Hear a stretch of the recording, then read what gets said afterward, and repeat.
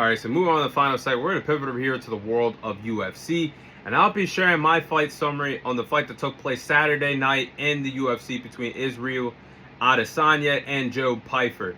So, in the main event of UFC Seattle, in the main event of UFC Seattle, you've seen Joe Pyfer defeat Israel Adesanya by knockout in the main event of UFC Seattle.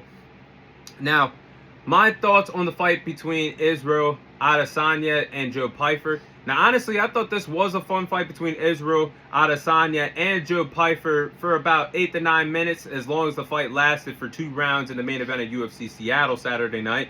Now, Joe Pyfer was able to make good adjustments after the first round fighting against Israel Adesanya. This is his first taste against a former world champion like Israel Adesanya, and he had a good learning experience for the first round because he did take a good amount of calf kicks. You could tell either the right or left leg was getting very numb, and he couldn't put much weight on one of those legs due to taking the calf kicks that Israel Adesanya was putting on him. And he was starting to figure out the offensive game plan from Israel Adesanya, the feints, and figure out what he wanted to do offensively, made the good adjustments to get the stoppage in the second round. So Joe Pyfer did a good job in the second round, making the adjustments, did a good job walking down Israel Adesanya, making him fight off the back foot, and he was the aggressor, landing the power shots, the overhand right, the hooks, and the counter, was winning the counter strike exchange between himself and Israel Adesanya in the second round. And Joe Pyfer began landing the takedowns in the second round. You could tell once he started landing the takedowns and gaining control time on Israel Adesanya, that's when Israel Adesanya really got uncomfortable in the octagon fighting an aggressive fighter like Joe Pyfer as the fight went on. But towards the end of the second round, the beginning of the end basically, Joe Pyfer got in control of Israel Adesanya's back and started landing devastating double hooks mixed with power punches and power shots. And Israel Adesanya failed to show the referee that he could defend himself. He failed to move out of the situation or defend himself, which led to the referee stoppage of Joe Pyfer getting the knockout victory in the second round in the main event of UFC Seattle. So I thought this was a pretty cool win for Joe Pyfer. This is the biggest win of his UFC career, and he's showing everybody why he belongs with the big names at middleweight possibly. And he's now moved up 8 spots in the middleweight division. Now currently the 6th ranked middleweight fighter in this middleweight division. So we'll see what the future has in store for Joe Pyfer moving forward. But dang, this next part is really going to hit home for some UFC fans. Is it time for Israel Adesanya to retire? I think time is up. Your time is up if you're Israel Adesanya. It's time for him to ride off in the sunset and end his UFC career, because he's not the same fighter anymore. And honestly, a good comparison for combat sports, I think Israel Adesanya is honestly the Deontay Wilder of MMA. Respectfully, they have a lot of similar comparisons.